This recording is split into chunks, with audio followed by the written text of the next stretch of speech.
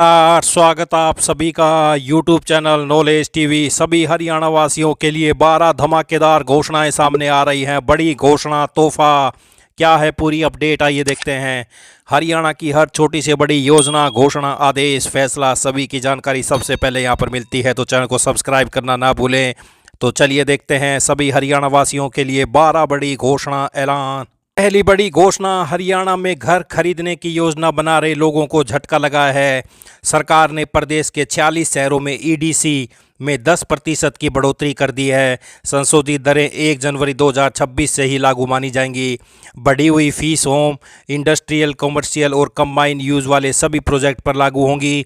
इसका सीधा असर प्रॉपर्टी की कीमतों पर भी पड़ेगा। खासकर एनसीआर के गुरुग्राम, फरीदाबाद और पंचकुला जैसे हाई डिमांड वाले शहरों में लोगों पर अधिक बोझ पड़ेगा। ईडीसी वह फीस होती है जो राज्य सरकार डेवलपर से प्रोजेक्ट क्षेत्र में बनने वाली बुनियादी ढांचों के लिए लेती है। इसमें सड़कें, जल आपूर्ति, बिजली और सीवरेज नेटवर्क शामिल होता है। आमतौर पर बिल्डर इस अतिरिक्त लागत को कस्टमर और निवेशकों पर डाल देते हैं। हाल में ही सर्कल रेट में भी बढ़ोतरी हुई थी। इसके बाद अब ईडीसी बढ़ने से प्रदेश में रेजिडेंशियल और कमर्शियल प्रॉपर्टीज के महंगी होने की संभावना है। तो ये पहली बड़ी खबर आई है। दूसरी बड़ी घोषणा देखते हैं। प्रधानमंत्री शहरी आवास योजना 2 के तहत पात्र शहरी नागरिकों को पक्का मकान उपलब्ध कराने की मंशा के बीच शहर में एक बार फिर अनियमितताओं की परतें खुलने लगी हैं। नगर परिषद की प्रारंभिक जांच में सामने आया कि बड़ी संख्या में ऐसे आवेदक योजना का लाभ लेने का प्रयास कर रहे हैं जो पात्रता की शर्तों पर खरे नहीं उतरते। यही कारण है कि इस बार प्रशासन ने शुरुआत से ही सख्ती अपनाते हुए सर्वे और सत्यापन की प्रक्रिया तेज कर दी है।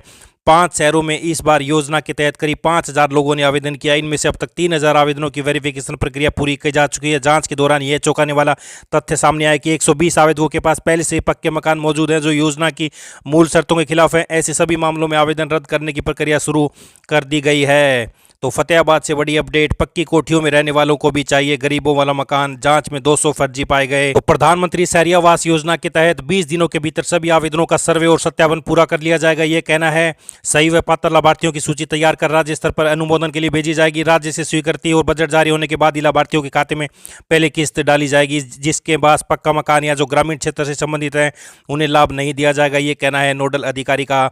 तो 3 किस्तों में अनुदान मिलता है। पहली किस्त में 1 लाख, दूसरी किस्त में 1 लाख, तीसरी किस्त में 50,000 रुपए प्रधानमंत्री शहरी आवास योजना के तहत। आइए अगली बड़ी घोषणा देखते हैं। कड़कड़ाती ठंड को देखते हुए सरकार ने बड़ा फैसला लिया है। छुट्टियों को आगे बढ़ा दिया है। अब 19 जनवरी से खुलेंगे स्कूल। तो ये बड़ी अपडेट सभी विद्यार्थियों के लिए। वहीं एचटेट की परीक्षा को स्थगित कर दिया गया है। ये बड़ी खबर सामने आ रही है। एचटेट जनवरी के अंतिम सप्ताह में होगा। इसके लिए नई तिथि जल्दी तय की जाएगी। हरियाणा विद्यालय शिक्षा बोर्ड अध्यक्ष ने बताया कि नई तारीखों की घोषणा 2 से 3 दिन में कर दी जाएगी। परीक्षा के 1 सप्ताह पहले ही एचटेट परीक्षार्थियों के बोर्ड की अधिकृत वेबसाइट पर प्रवेश पत्र जारी किए जाएंगे। मौसम की विषम परिस्थितियों के कारण परीक्षा टाली गई है।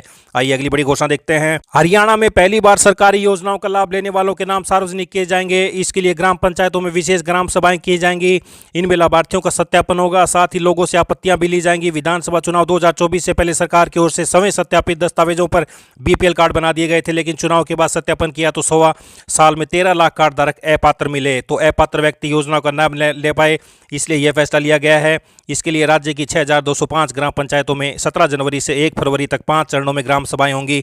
इनमें क्रेडिट के जरिए लाभ लेने वालों के साथ शिक्षा, स्वास्थ्य, कृषि, सामाजिक न्याय, महिला एवं बाल विकास, खाद्य एवं आपूर्ति, पशुपालन और अन्य सहित प्रमुख विभागों की योजनाओं के लाभार्थियों के नाम सार्वजनिक होंगे। साथ ही इन विभागों के कर्मचारी भी यहाँ मौजूद रहेंगे। इस दौरान हर ग्राम सभा में 5 से 10 लाभार्थियों के सत्यापन की रिकॉर्डिंग भी की जाएगी। पीपीपी डाटाबेस के अनुसार योजनावार लाभार्थियों की सूचियां पहले ही जांच के लिए ग्राम सचिव और सरपंचों को दी जाएगी। तो बैठक के दौरान दर्ज की गई आपत्तियों और सुधारों पर प्रस्ताव बहुमत की सहमति से पारित किए जाएंगे और पारदर्शी तरीके से रिकॉर्ड किए जाएंगे। कार्यवाही ग्राम पंचायत रजिस्टर में रिकॉर्ड की जाएगी, जिस पर सरपंच, ग्राम सचिव और ग्राम सभा में कम से कम 2 सम्मानित सदस्यों के हस्ताक्षर भी होंगे। तो योजनाओं में फर्जीवाड़ा रोकने के लिए विशेष ग्राम सभाएं, लाभार्थियों के नाम सार्वजनिक किए जाएंगे।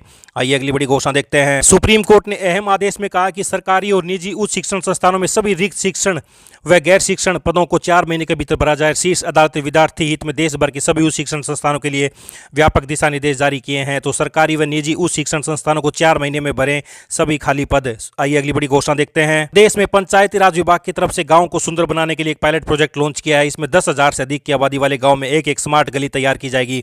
ऐसे प्रदेश में 111 गांव हैं। मुख्यालय की तरफ से सभी जिलों के जिला परिषद के सीईओ व पंचायती राज विभाग के अधिकारियों को निर्देश जारी किए गए हैं कि अपने अपने जिलों के इन गाँव की मुख्य गलियों को चिन्हित करें। ये ऐसी गलियाँ होनी चाहिए जहाँ लोगों का आवागमन सबसे ज़्यादा हो और गली की चौड़ाई भी काफ़ी हो। इन गलियों को विदेशों की तर्ज पर सुंदर बनाया जाएगा।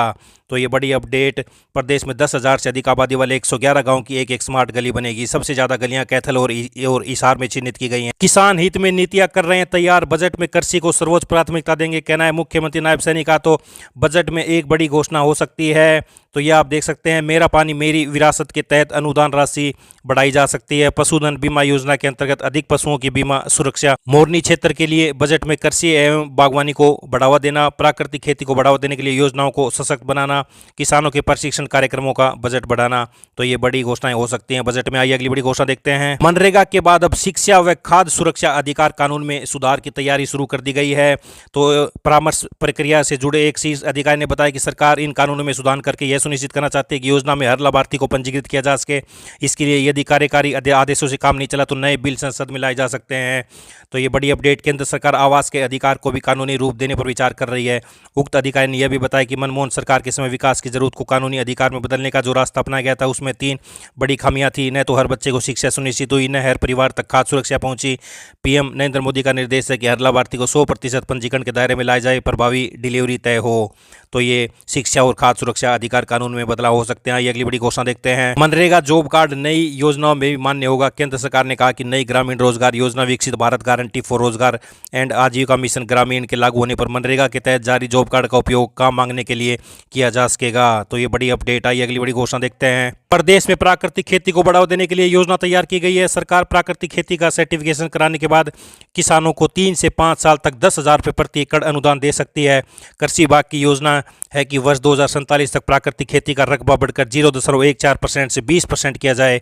तो ये बड़ी अपडेट, प्राकृतिक खेती करने वालों को 3 से 5 साल तक 10,000 रुपये प्रति एकड़ देने की तैयारी। कृषि विभाग का प्लान तैयार। फल और सब्जियों का उत्पादन भी बढ़ाने पर जोर। ये बड़ी योजनाएं, ये सभी हरियाणा वासियों के लिए आज बड़ी खबरें, घोषणा, आदेश, ऐलान, पल पल की अपडेट आप सभी को मिलती रहेगी। चैनल को सब्सक्राइब जरूर कर लें। YouTube channel knowledge TV. बहुत बहुत धन्यवाद।